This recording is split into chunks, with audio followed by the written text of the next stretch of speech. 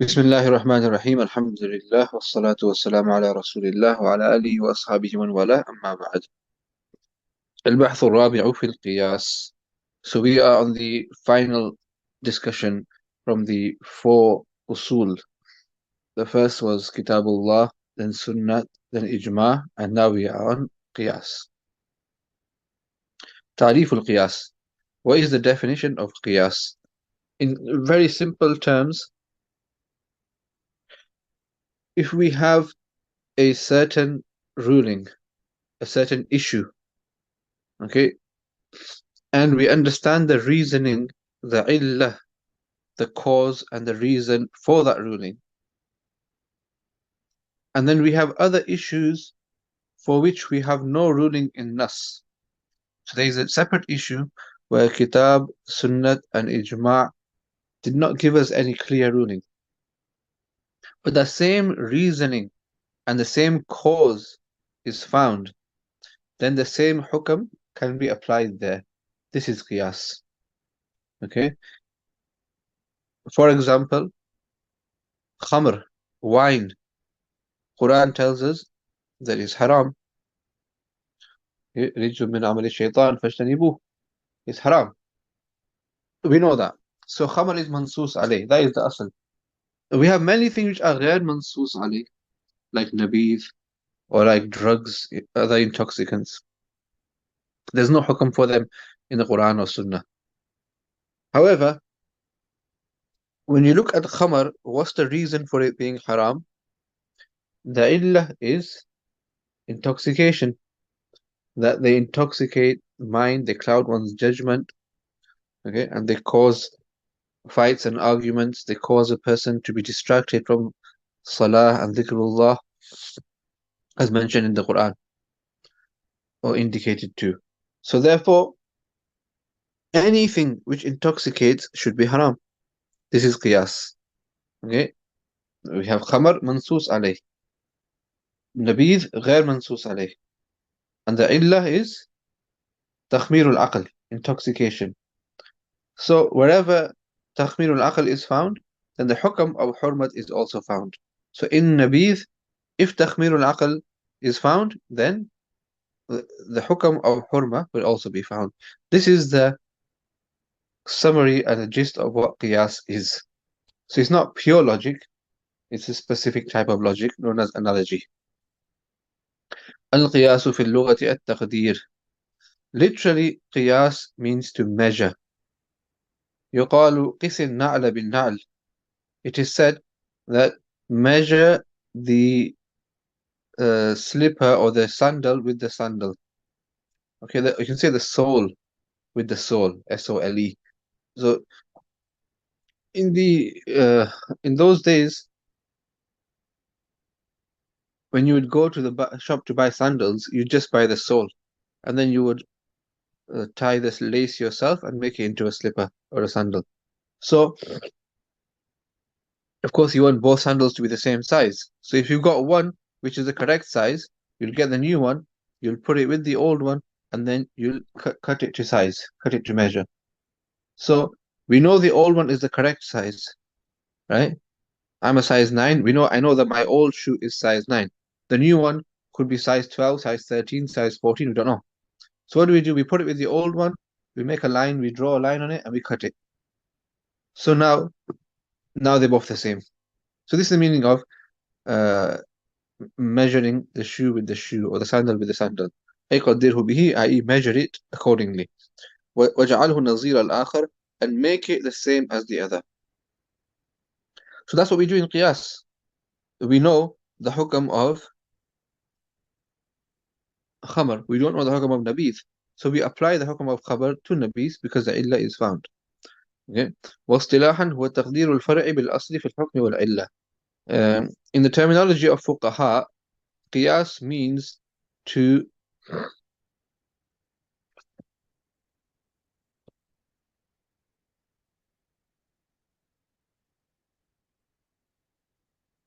you could say to match the fara with the asal. The fara, by fara, when you talk about qiyas, fara, literally branch, means the new issue, the issue on which we don't have any hukam. And bil asal means the issue and the mas'ala on which we do have a hukam. Okay?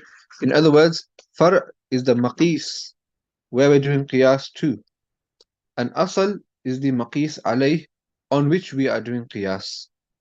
Okay? So, in terminology of fuqaha, qiyas is to measure the far', the maqis, okay, the one which has been derived, against the original, against the maqis alayh, the one which we are doing qiyas to. Okay, so in the example I gave earlier, nabidh is the far', we don't have any hukam. Khamar is the asal, we do have a hukam. So to measure, okay, or to match nabidh with khamar, in terms of al-hukm wal-illa, in terms of ruling and cause. So the hukam is hurmat. Khamar is haram, therefore nabidh is also haram. This is the hukam. And illa is the cause. So in the example of khamar, the illa is takhmirul aql. So in khamar there is takhmirul aql. Is there takhmirul aql in nabidh? If the answer is yes, then the hukam will be matched as well. If the answer is no, then the hukam will not be matched, it will not be haram. حكمه, what's the ruling of qiyas? هو حجة نقلا وعقلا.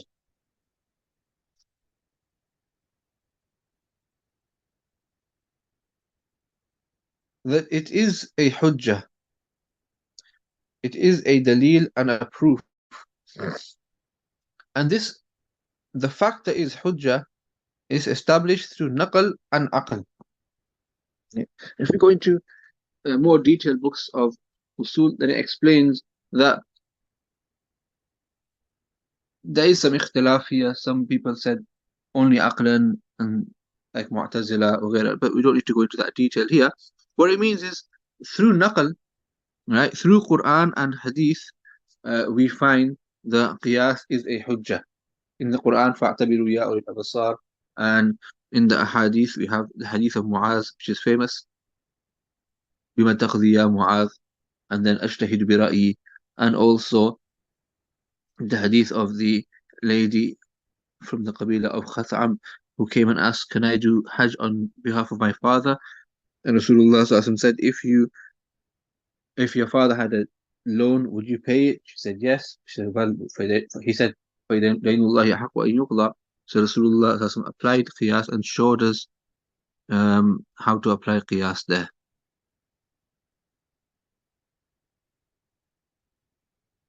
Okay. And aqlan, through logic, okay, according to manatiqa, scholars of mantiq as well, they consider qiyas to be a hujjah, although their definition of qiyas may differ somewhat. But through logic, it can be proved that qiyas is a hujjah. وَأَنَّهُ مُظْهِرٌ لِلْحُكْمِ لَا مُثْبِتٌ. The qiyas only shows a ruling, it does not establish any ruling. Okay.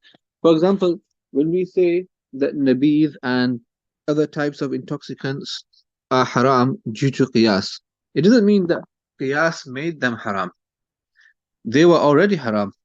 Qiyas just helped us to show and identify and clarify that they are haram. Okay, so qiyas doesn't establish any hukm like the Quran and Sunnah can. Okay, Allah subhanahu wa ta'ala, through kitab and sunnah, he can establish ahkam, he can give new ahkam, as long as wahi was continuing. Now wahi has stopped, so no new ahkam will be established. However, through qiyas, if any new rulings come, we may consider them as new, but in reality, they were already there. The ruling were already in effect. It's just that it only became clear to us now. Okay? Because Allah Ta'ala says, Al-Yawma akmaltu lakum deenakum. Allah Ta'ala has completed the deen. Allah has already given us the rulings for everything. But as time progresses and new issues appear, then the fuqaha have to find those rulings. They don't make up new rulings, they find the rulings. So they just open them up and clarify them for us, whereas before they were hidden. Okay? So no new ruling is established through qiyas, it's just the existent rulings are opened up and clarified, made apparent for us. شروط صحة القياس. ولصحة القياس 5 شروط. There are 5 conditions for qiyas to be valid. Okay? So if any of these is missing, then the qiyas is fasid, is invalid, is void. الأول لا يكون القياس في مقابلة النص. Number 1, qiyas cannot be in contradiction to a text.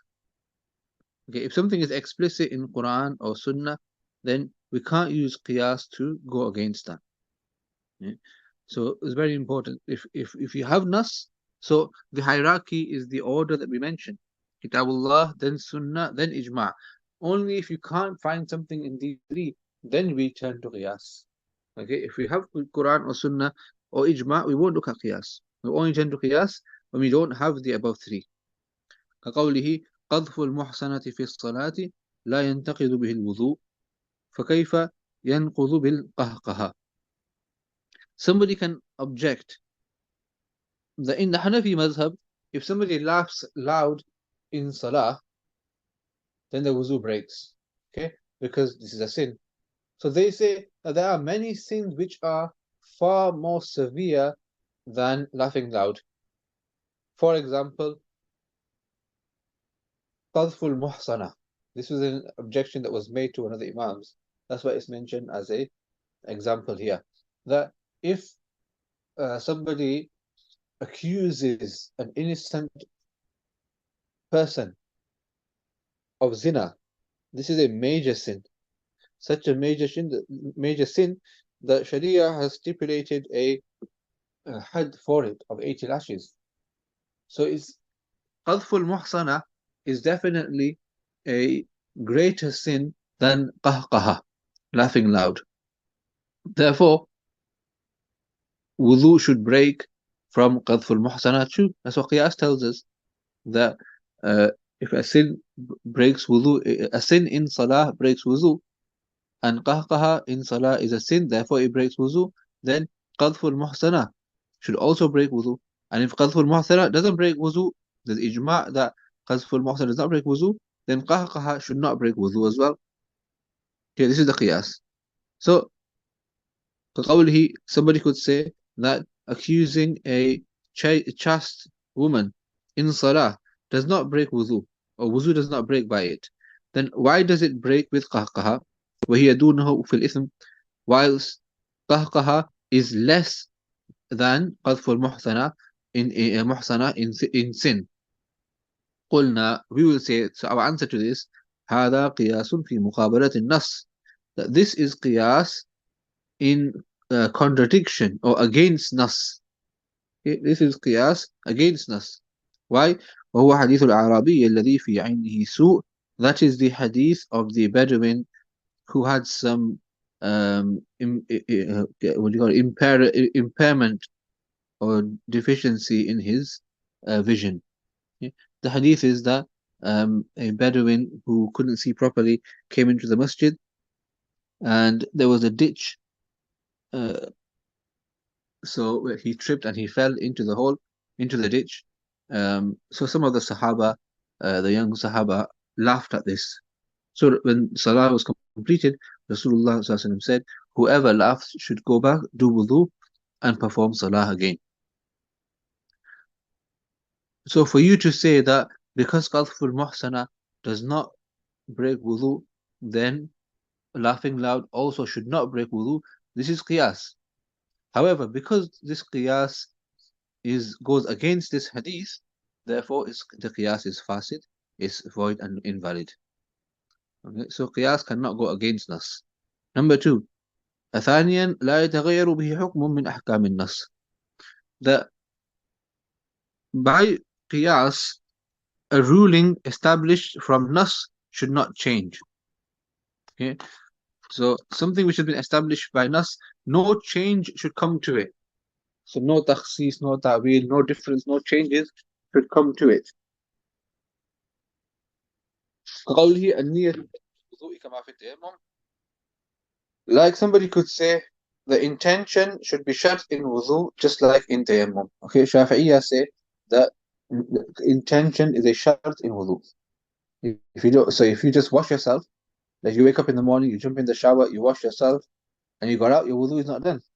Hanafiya say that even if you didn't have the intention, but if all the a'dha of wudu are washed, the farz a'dha, then your wudu is done. You have wudu. But they say no, you never had intention, so your wudu is not done.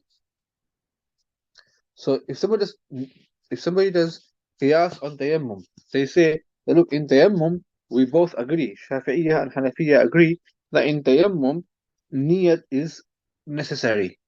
If you just strike your hand on the sand and you wipe your face and your arms, then tayammum is not done unless you had intention. So qiyas dictates that if niyat is shart in tayammum, then niyat should also be shart in wudu. So the answer is قلنا, we would say هذا يوجب تغيير حكم آية الوضوء من الإطلاق إلى التقييد.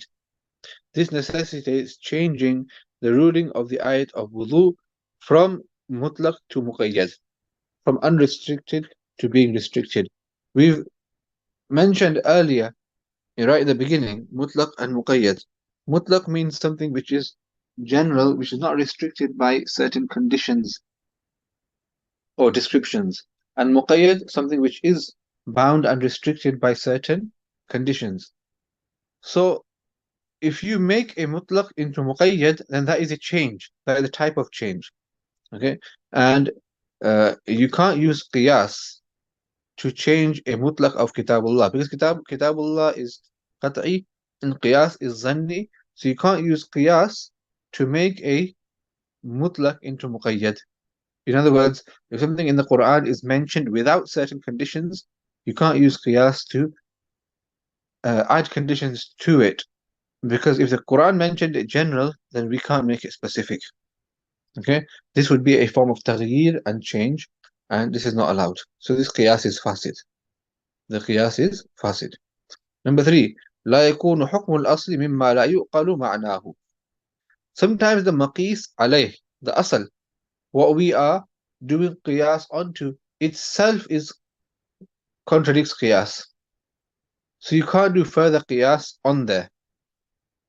Okay? If something itself is khilaf of qiyas, you can't do qiyas on there. Okay? I may have mentioned this where the issue comes of ijara. I don't know if I mentioned it in here. It comes in Usool al-Shashi. The Imam Shafi rahmatullahi does qiyas onto ijara. Ijara, when you loan something, then you are paying for a manfaat. You're paying for the benefit.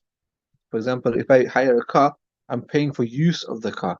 Now this is khilaf of qiyas, because use of a car is not something you can measure.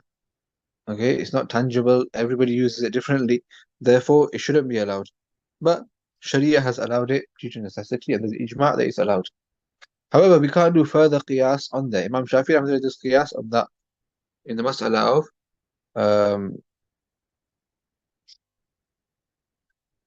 itlaf al-mazmunat. For example, you steal somebody's car and you use it. Imam Shafi says you have to compensate them as you would if you had hired it. But Imam Abu Hanifa rahmatullah says this is qiyas on something which itself is khilaf al-qiyas. That's not allowed. Okay, so you can't do qiyas onto something which is khilaf al-qiyas. Okay, the example given here, فلا يقاس على جواز التوضي بنبيذ التمر غيره من الأنبذة. Okay, so the mas'ala of wudu with nabis is a detailed one. Imam Abu Hanifa rahmatullah in one opinion, in one riwayat, allowed it because of the hadith that Rasulullah sallallahu alaihi wasallam once did wudu with nabith. Okay, nabith is when you leave dates in water for some time, so the taste and the color of the dates comes into the water.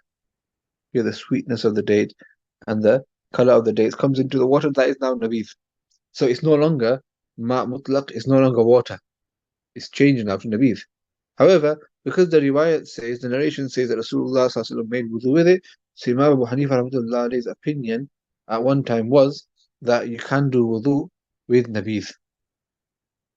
Now, can we do qiyas on that and say if somebody puts raisins in water. So now that is nabidh made from zabib, not nabidh al-tamr.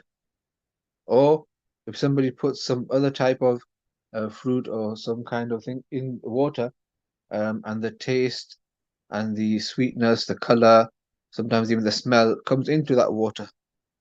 So because we can do wudu with nabidh of tamar, we should be able to do wudu in nabidh of other types. Okay, this is a qiyas. But because doing wudu with nabidh of tamar itself is khilaf al-qiyas, therefore you can't do further qiyas onto it. So even if we say that wudu with nabidh of tamar is allowed, that will not mean that wudu with other types of nabidh should be allowed. Because the asal itself is khilaf al-qiyas. Asal itself is going against qiyas, because qiyas dictates that wudu with nabidh of tamar should not be allowed because it's not water. And for wudu, we need water. So we've gone against qiyas because of the hadith, but we can't do further qiyas onto there now. Therefore, uh, فلا يقاس على جواز التوضي بنبيذ غيره من الأنبذة. That different types of nabidh, okay, other types of nabidh cannot be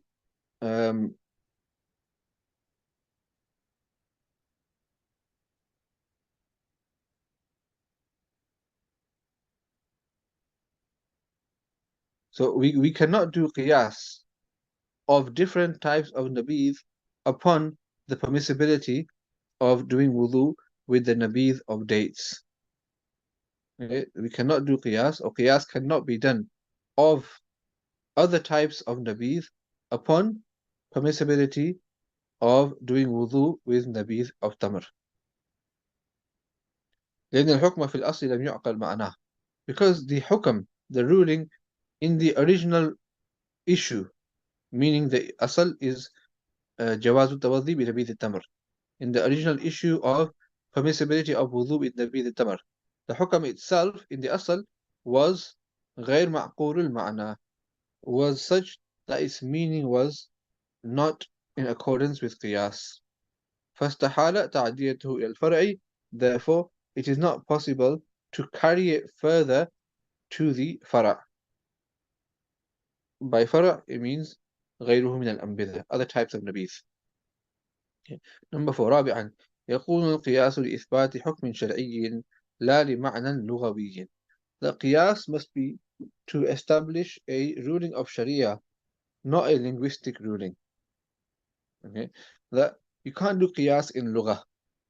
This is also ikhtilafi mas'ala between Hanafiya and Shafi'iyya, mentioned in detail in books of fiqh. That there's no qiyas in lugha. كقوله, for example, somebody could say المطبوخ المنصف خمر لأنه يخامر العقل.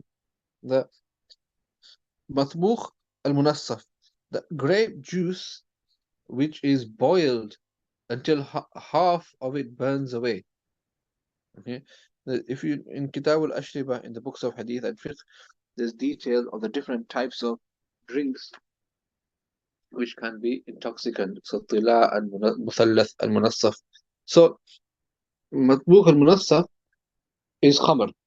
This is somebody says, but Hanafiya say it's not khamr, because in the Arabic language, if you boil away half of the grape juice, then nobody calls it khamr. The Arabs would not call it khamr. They had different names for it. Okay, but khamr is not one of them. So therefore, it's not khamr. But if somebody says, like the Shafi'iyya say, that matbukh munassaf is khamr, why? لأنه يخامر العقل, because it covers the mind. Okay, the word takhmir and mukhamara literally means to cover something up. And wine is called khamr because it covers the mind. It intoxicates it, you can't use it anymore. So therefore, anything which covers the mind should be called khamr. قلنا هذا قياس في معنى اللغة. We say this is qiyas in a linguistic meaning, لا في حكم الشرعي, not in a shari'i ruling, and qiyas in language is not allowed. Qiyas has to be in shari'i ahkam, not in لغوي ahkam and لغوي معاني. Number 5. لا يكون الفرع منصوصا عليه. The far' should not be mansus alayh. So previously we said it shouldn't be muqabala of nas. This is similar to that, but it's slightly different. That if the far', meaning the maqis, the mas'ala we doing qiyas to, is already mansus and we already have a ruling, then how can you do qiyas in there? We mentioned right in the beginning that we only do qiyas where we don't have kitab, sunnah, ijma. So if we already have a nas, then we can't use qiyas there. كقوله اعتاق الرقبة الكافرة في كفارة اليمين والزحاء لا يجوز كما في كفارة قتل الخطأ. قلنا هذا قياس في فروع منصوص عليها فلا يجوز. Okay. In the Quran, there are 3 places where specific types of kafara are mentioned. Okay.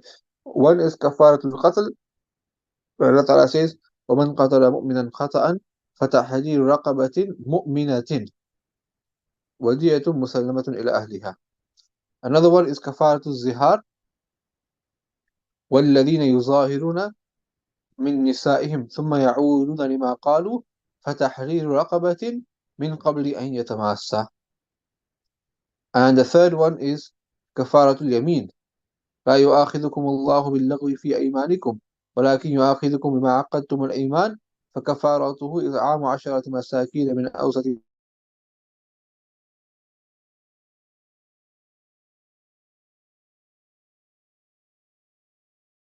The first one, kafaratul qatl, Allah Ta'ala said, فَتَحْرِيرُ رَقَبَةٍ مُؤْمِنَةٍ.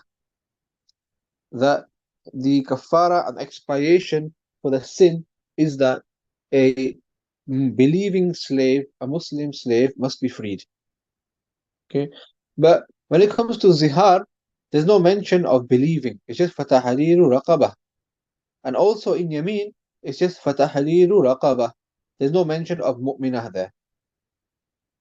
So now Imam Shafi'i rahmatullahi alayhi does qiyas here.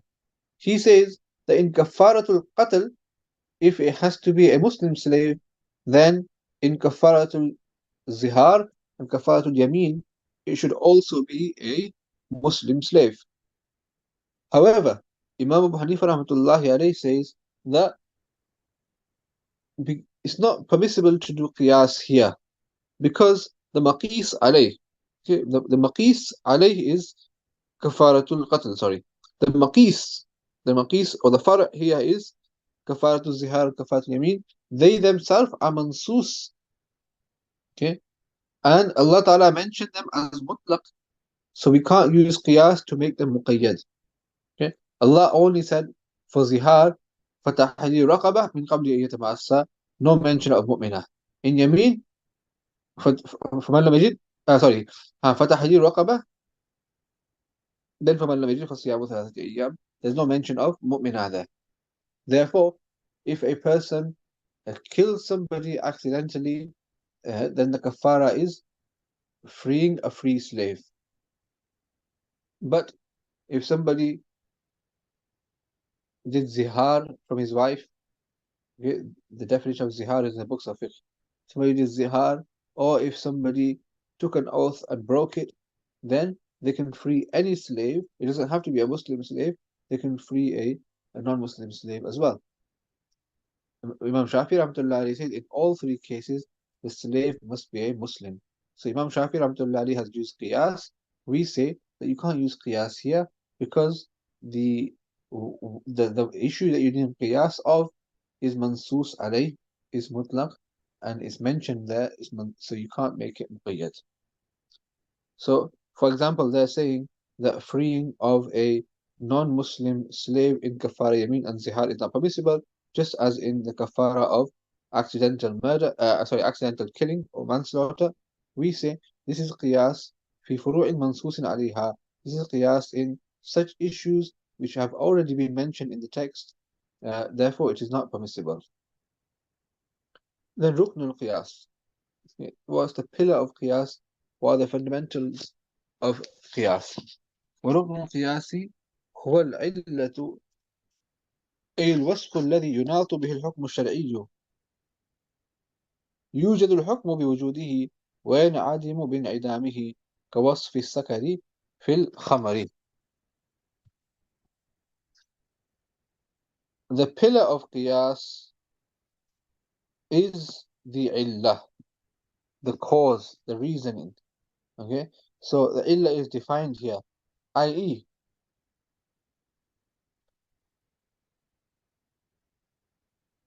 that description with which the Shari'i ruling is, if you say, attached. Yeah. So let's take the example of wine. We know wine is haram. Why is wine haram? There are so many descriptions of wine. For example, wine is sweet. So if we say that the illat of wine being haram is sweet, then that means anything which is sweet is haram. Of course, that's not true. Okay, wine is a liquid. So if we say that anything which is liquid, if we say that being liquid is the illat, that means anything which is liquid is haram. That's of course not true as well. Okay, wine has other attributes. Okay, it's red or white in color. So anything red or white in color should be haram. That's not true. So which of the different awsaf, different descriptions, which is the specific description to which the hurmat is related? So when we look into it, we see wine intoxicates, and that is the one wasf amongst the many awsaf which is connected to the hurma, which is the cause for the hurma. Therefore, anything which has the wasf of intoxication should be haram. Okay, so again, the pillar of qiyas, okay, is illah, i.e., that specific description with which is by which the Shari'i hukam, the Shari'i ruling is caused and is attached and is connected. In such a manner, this is sifah now, يوجد الحكم وجوده, in such a manner that the ruling is found if that specific wasf is found, if that specific description is found, or that specific feature is found. وَيَنْعَدِمُ بِانْعِدَامِهِ, and if that specific feature is not found, then the wasf, the hukam is also not found. So in any liquid, if intoxication is not found, then the hukam of hurmat should also not be found. كوصف السكر في الخمر, just like the description or the feature of intoxication in wine. Yeah. So in summary, the most important thing in qiyas is the illah. We must identify the illah. Once we can identify the illah and the cause for a certain ruling, then wherever that same illah is found, the same hukam and ruling should be found as well. Okay, if the hukam, if the illah is making something haram, then wherever that illat is found, the hukam of hurmat will be there. If the illat is making something fard, then wherever that illat is found, the hukam of farziyat should be found, and so on. So now the question comes, how do we know what the illat is? How can we identify the illah? فطرق معرفة العلة ويعرف العلة بالكتاب والسنة والإجماع والاجتهاد. Sometimes illah can be understood by kitabullah. The Quran tells us what the illat is, and sometimes by sunnah and ijma' and ijtihad. Ijtihad, uh, deduction for a scholar to think and derive the illah. So the example of the illah, مثال العلة المعلومة بالكتاب, the example of such an illah which is known by Quran is كثرة الطواف, constantly coming and going. فإنها جعلت علة لسقوط الحرج في الاستئذان في قوله تعالى طوافون عليكم بعضكم على بعض. Okay, so in Surah An-Nur, Allah subhanahu wa ta'ala gives us many rulings of how to behave in society. And one of those rulings is that when you go to somebody's house, then you should knock. يستأذنكم الذين ملكت أيمانكم والذين, and before that the ayat is لا تدخلوا بيوتكم حتى تستأنسوا وتسلموا على أهلها. That don't just walk into somebody's house until you make your presence known and you do salam and you take permission. Okay, in those days they didn't have doors on the houses. At the most they just used to have a cloth hanging. So in Jahiliyyah they just walk in and out of each other's houses. So Allah subhanahu wa ta'ala revealed this ruling that no, don't just walk into someone's house, you must do salam first, and by salam you take ijazah. So if the people in the house are in a manner that they don't want to be seen, then you won't see them in that way. So now, but then Allah subhanahu wa ta'ala made an exception that ليستأذنكم الذين ملكت أيمانكم والذين لم يبلغوا الحلم منكم ثلاث مرات. The the young children and your slaves and your workers, they only need to take permission on three specific times, which are the times where people usually rest. So, people are in their night clothes, or they may be, uh, not in a way they want to be seen. Otherwise, throughout the day, children and slaves don't need to keep asking for permission. Okay, so they only need to ask permission in قبل صلاة الفجر, uh, before Fajr, before dawn, so at night time, and uh, in the afternoon, because people would generally rest and have their siesta in the afternoon, then afternoon sleep, and بعد صلاة العشاء, after Isha. Otherwise, they don't need to ask for permission. And then Allah Ta'ala said, why is this? Why طوافون عليكم بعضكم على بعض? Because these people, slaves and children, are constantly coming and going. Tawaf means to go around. Means they keep going around. They come in, out, it's like they're in a circle. So if every single time they want to come in the house, Assalamu alaikum, can I come in? Then what's going to happen? That's going to cause haraj. It's going to cause difficulty. Okay? So the haraj of istizan, the difficulty caused by istizan, that is the illah for the hukam. What is the hukam? That they don't need to ask for ijazah, they don't need to ask for permission. In other words, everybody must ask for permission before they come in the house, but these specific people do not need to ask for permission. So, and the reason for this ruling is that if they were to ask for permission, it would cause haraj. So the reason is daf'ul haraj, to remove haraj. Okay.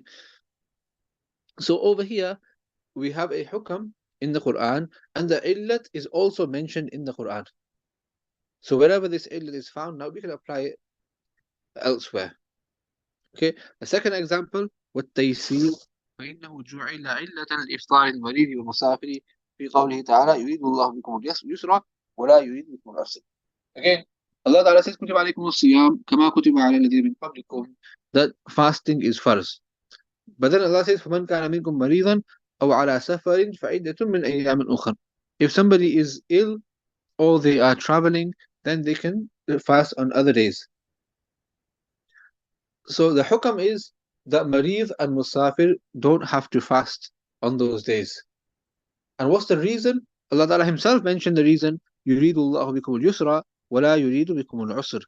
Allah does not intend difficulty for you. So the illah and reason is mentioned in the Quran. Okay. ثانيا مثال العلة المعلومة بالسنة. Examples of those illah and causes which are known from the Sunnah. استرخاء المفاصل فإنه جعل علة لنقض الوضوء في النوم في قوله صلى الله عليه وسلم فإنه إذا نام مضطجعا استرخت مفاصله.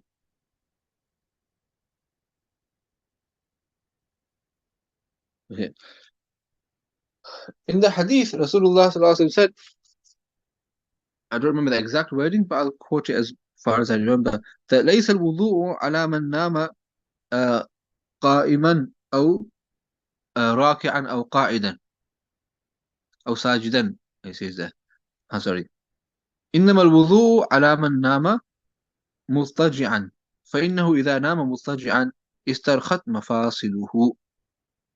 The wudu is not necessary on a person, meaning wudu is not broken if somebody sleeps standing or in ruku or in sujood.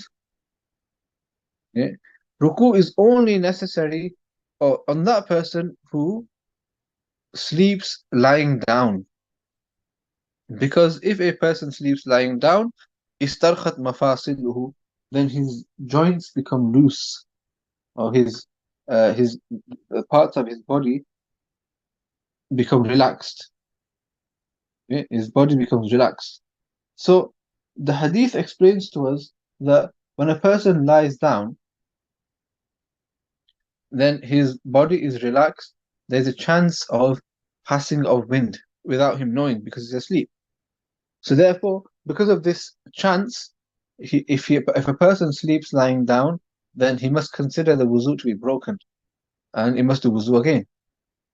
But if a person sleeps in the condition of ruku', sometimes a long salah, and you doze off in that condition, standing, ruku', sujood, then a person's wuzu will not break. Why? Because the body is not relaxed enough to have passed wind without realizing. Okay, if the body was so relaxed, he wouldn't be in ruku' or sujood, he'd be on the ground. Therefore, the wuzu does not break. Now, this hadith does not mention the situation of a person sitting whilst leaning on something. Okay, it doesn't tell us. However, the hadith tells us the illat of wuzu breaking in sleep is istirkha'ul mafasil. So the question comes, when a person is sitting down, does istirkha'ul mafasil happen or not? In other words, is there possibility of him passing wind without realizing or not? If it's possible that he may have passed wind without realizing, then the wuzu should break. And if that's not possible, the wuzu should not break. So the fuqaha discussed this in detail, which scenarios the wuzu breaks and not. But the purpose here is that Rasulullah sallallahu alaihi wasallam did not just give us the hukam, he also gave us the illah. So sometimes the illah is known by sunnah, meaning Rasulullah sallallahu alaihi wasallam tells us the illah. Number 3, مثال العلة المعلومة بالإجماع. Sometimes the illah can be known through ijma'. The example is الصغر فإنه جعل علة لولاية الأب في حق الصغير إجماعا والبلوغ مع العقل علة لزوال ولاية الأب في حق الغلام إجماعا. The father has authority over his children to marry them. He is the wali. The father has certain authority over his children. Now, when does this authority last till? Okay, with regards to girls, there is some difference. Imam Shafi Rahmatullah alayhi says the consideration is for being bakira or tayyiba. Okay, whereas Imam Hanifa Rahmatullah alayhi says it's sirr. When it comes to boys, there's no difference of opinion. That as long as a boy is saghir, he's not baligh, he's not mature, then the father has wilayat. And once a boy becomes baligh and mature, then the father's authority and wilayat is no longer there. So that ijma' that the illat of wilayat for a boy is sighar, and the illat for removal of the father's wilayat over a boy is bulugh. Ijma' on this. Okay. So, example of the illat known by ijma' is sighar, being a child, because it has been made the illat for the father's authority in relation to a young boy by ijma', and becoming mature with intellect. Okay, as long as it's not majnoon, then becoming mature is a illat and a cause for removal of the father's authority in relation to a boy through ijma'. So the illat is known through ijma'. Okay. Number 4, مثال العلة المعلومة بالاجتهاد. The example of an illat which is known through ijtihad. القدر مع الجنس في الأموال الربوية فإنه جعل علة لحرمة الربا في حديث الأشياء الستة. Okay. In the hadith, Rasulullah sallallahu alayhi wasallam has mentioned 6 things which must be exchanged in equal measure. If you exchange them for the same thing, okay? الذهب بالذهب, gold for gold, والفضة بالفضة, silver for silver, والتمر بالتمر, dates for dates. And then والشعير بالشعير, والحنطة بالحنطة. I've mixed the order up. Wheat for wheat, barley for barley, and والملح بالملح, salt for salt. Or in some narrations, zabib is zabib, raisins for raisins. That if you are exchanging these things for one another, then they must be yadan biyadin, mithlin bimithlin. They must be immediately exchanged, and they must be in equal measure. وما سوى ذلك فهو ربا. Otherwise, it will be riba. So Rasulullah sallallahu alaihi wasallam mentioned these 6 things. That in these 6 things, if you are exchanging them, you must exchange them in equal measure. He didn't mention why. He didn't mention other things. Okay. So this is why the Zahiriya say, if I remember correctly, the riba only happens in these 6 things, not in anything else. However, the Aimma Arba'a all mentioned some kind of illat, and then wherever the illat is found, then the same hukam is found. Okay, but the illah is not mentioned in Quran, the illah is not mentioned in the hadith, and there is no ijma' on the illah either. This is why Umar radiallahu anhu expressed a desire that I wish Rasulullah sallallahu alaihi wasallam would have clarified some abwab riba. So he was referring to this.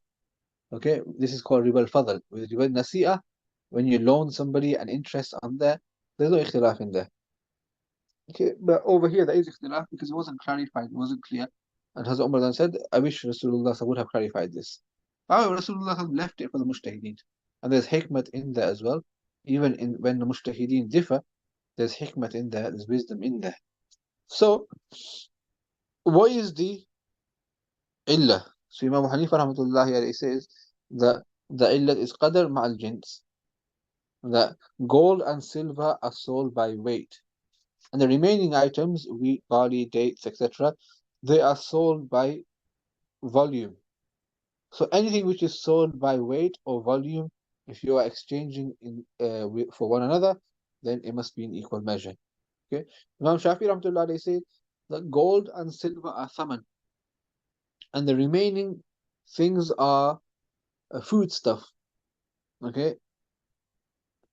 So anything which is thaman, which is used as price, used as currency, or anything which is used as food, must be exchanged in equal measure.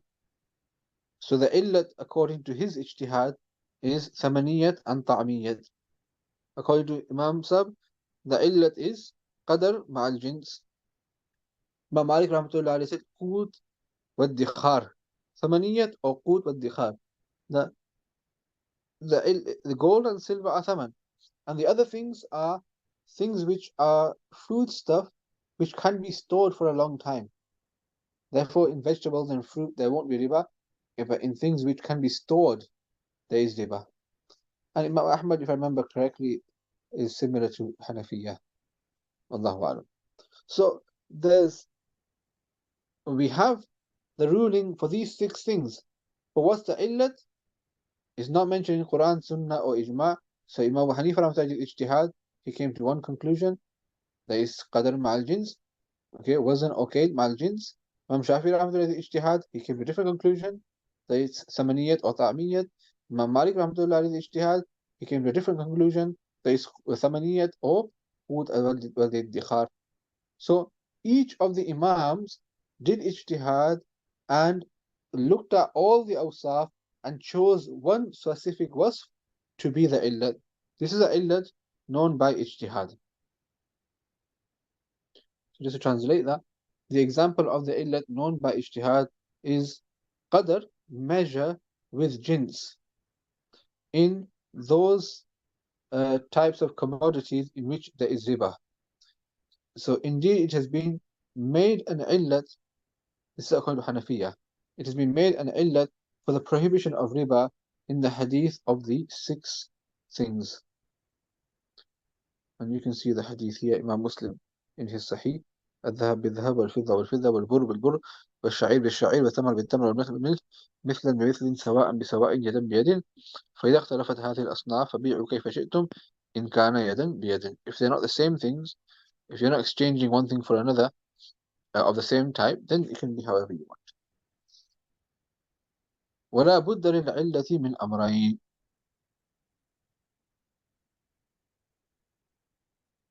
So we've discussed so far that the main pillar of qiyas, the most important thing in qiyas is the illah. But for an illah to be effective, two things are needed.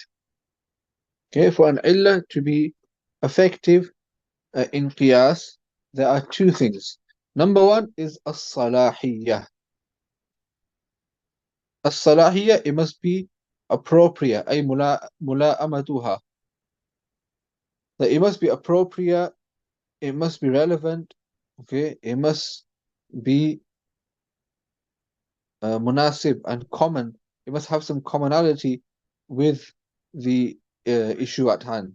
يعني تكون العلة على وفق العلل المنقولة عن النبي صلى الله عليه وسلم وعن السلف. i.e., the cause should be consistent with those different types of illas and causes which have been narrated from Nabi sallallahu alayhi wasallam and the Salaf. كقولنا في الثيب الصغيرة إنها تزوج كرها لأنها صغيرة فهذا تعليل بوصف ملائم.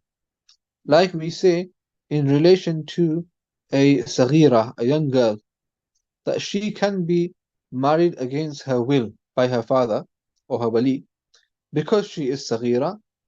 So this is ta'lil, is identifying an illah بوصف ملائم with a wasf, a feature or a description which is appropriate. Okay, so in صغيرة, the hukam is the ثيب الصغيرة, a young girl who has previously been married, okay, and her husband died or she was divorced. So now the Hanafi Mazhab says that the father is allowed to marry her off to somebody else. But the Shafi'i Mazhab says the father cannot marry her off to somebody else now because she is Sayyiba. And the father only has authority over Bakira, a virgin, not over a Sayyiba. So we say that the illat is sighar, the fact that she's a child, because as long as she's a child, she doesn't have her own authority. She can't marry herself. So if the father sees some maslahah and some benefit in conducting her nikah, he can do so. So sighar is a wasf mula'im. It's an appropriate wasf. Why is it appropriate? Because she doesn't have her own authority, so therefore authority should be given to somebody else. Okay, in the Shafi'i Mazhab, if she's Sayyibah Saghira, she doesn't have authority over herself, neither does the father have authority over her. That means her nikah can't be done. Sometimes it may be munasib and better for her to have the nikah done. Okay, so therefore, the wasf is mulaim, is appropriate. And number two is adala. Adala over here means ta'thir, i.e. ta'thir, effectiveness. أي يظهر أثر العلة في عين الحكم أو في جنسه كالطواف ظهر أثره في سوء الهرة وكالصغر ظهر أثره في ولاية المال. That the wasf should be effective.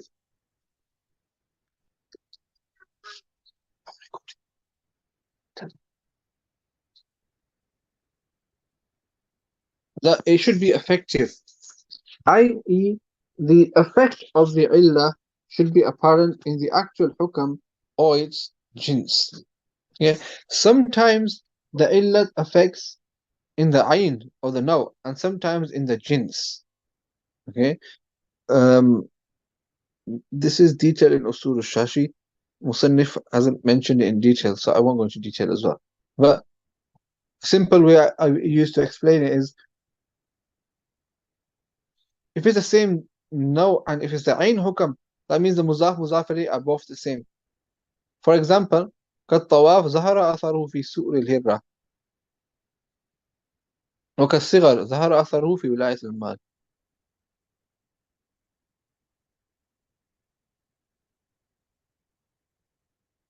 Okay, I'll explain it with a sorry, what did I say? I'll explain it with my own example. We have in the Quran, Allah Ta'ala said that tawaf, constantly coming and going, is a reason for istidhan being saqit, because there is haraj in there. So those people don't need to keep asking for permission because of haraj. And the haraj is caused by tawaf, they're always coming and going.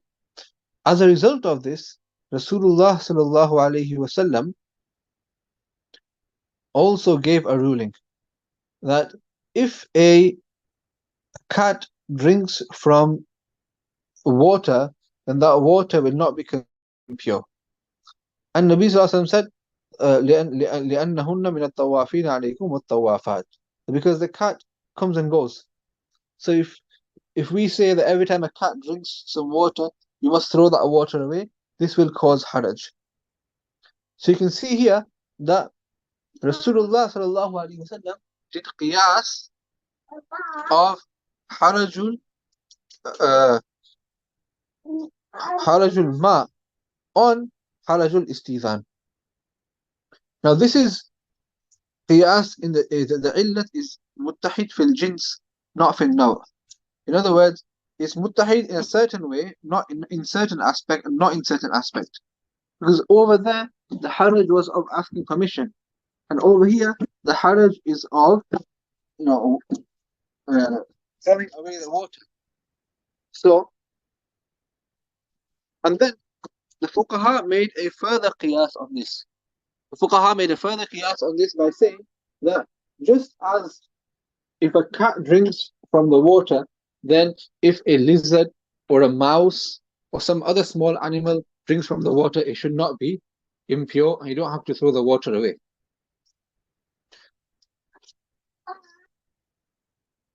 And the reason for that is because just as in a cat that is haraj, because cat always comes and goes, then these small animals, insects and mice and snakes, also come and go from the house. So there will be haraj if you have to wash the water each time, or throw away the water each time.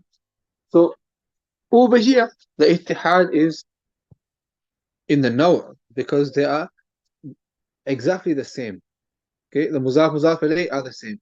In both is harajul ma. Whereas over there, in the first example, is harajul istidhan and harajul ma.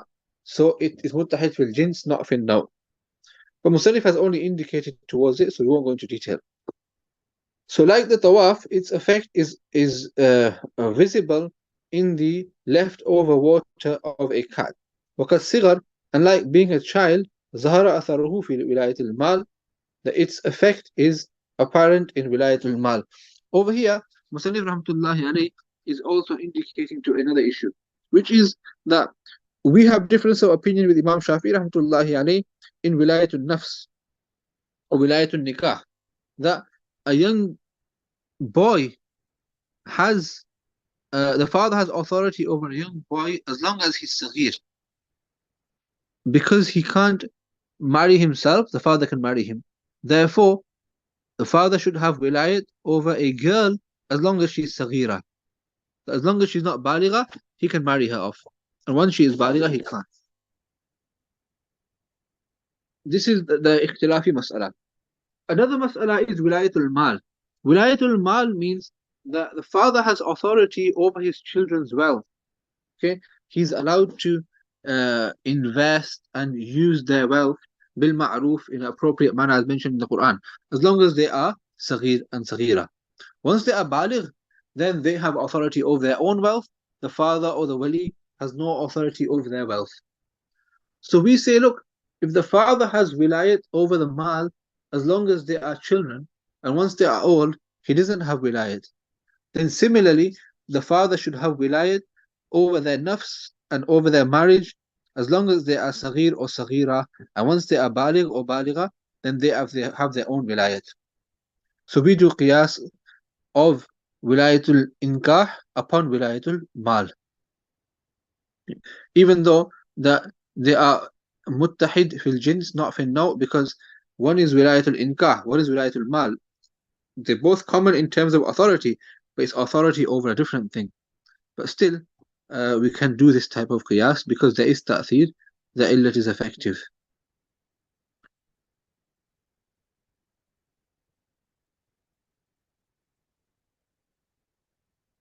فلا يصح العمل بالعلة قبل الملائمة.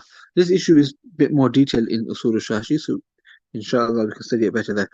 So it is not correct to act upon an illah قبل الملائمة unless it is ملائم, unless it is appropriate, لأنه عمل شرعي, because it is a شرعي act, so it needs to be appropriate.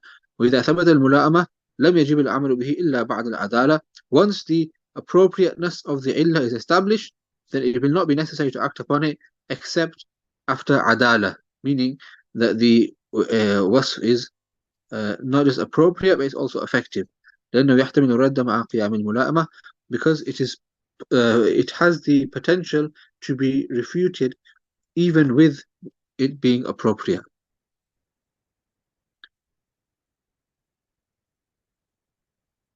Okay.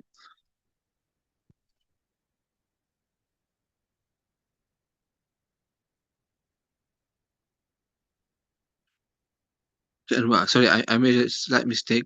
This issue, I already explained it above. I should have explained it here. We'll go through it again anyway. فالقياس على نوعين. Therefore, based on this قياس of two types. Number one, ما يكون الحكم في الفرع من نوع الحكم الثابت في الأصل. Where the hukm of the fara is from the naw', the same type as the hukm which is established in the asl. قولنا إن الصغر علة لولاية الإنكاح في الغلام فيثبت ولاية الإنكاح في الجارية لوجود العلة فيها ويثبت الحكم في الثيب الصغيرة. Like we say that صغر, being a child and not being baligh, is علة for ولاية الإنكاح, is a cause for authority of marrying off in a boy. This is agreed upon between Hanafiya and Shafi'iyya. Therefore, Wilayatul Inkah should also be established in a girl because the illat is found in her, and the hukam should be established in relation to a Sayyiba Saghira, a Saghira, a young girl who was previously married. So you see here, they're both Wilayatul Inkah. Wilayatul Inkah in boy, Wilayatul Inkah in girl. So the Muzaf ilayh are the same. They are same in every way. Therefore, this is ittihad fi naw'. The second one, so over here is ittihad fi naw'. But if we said wilayatul mal and wilayatul inkah, that would be ittihad fil jins, because the muzaf is the same, muzaf ilayh is different. In other words, they are same in some ways, different in some ways. Okay. Number two, ما يكون الحكم في الفرع من جنس الحكم الثابت في الأصل. The hukm on the far' is from the same jins as the hukm which is established in the asl. So naw' is more specific, jins is less specific. In other words, in naw' we'll say the same in every way. In jins, they're same in some ways and different in some ways. كالطواف علة سقوط الاستيذان. For example, tawaf, constantly coming and going, is a illat for the need for permission being waived. وبجنسه, and because of this jins, the Prophet ﷺ gave the judgment in relation to the leftover water of a cat. So I mentioned this earlier, that Rasulullah ﷺ said, if a cat drinks from the water, then you don't need to throw away the water, and the illat was haraj. So previously the illat was haraj of istidhan, and over here the illat is haraj of najasatul sur. I was looking for that word. Yeah, haraj of najasatul sur. So the thing they have in common is haraj, but one is haraj of istidhan, one is haraj of najasatul sur. So therefore there are two different types of haraj. So they are muttahid fil jins but mukhtalif fil naw'. Okay, so less specific. If they are muttahid fil naw', then they are same in every way, so that is stronger. And if they are muttahid fil jins, they are same in some ways, different in some ways. This is not as strong, but they're both still valid forms of qiyas.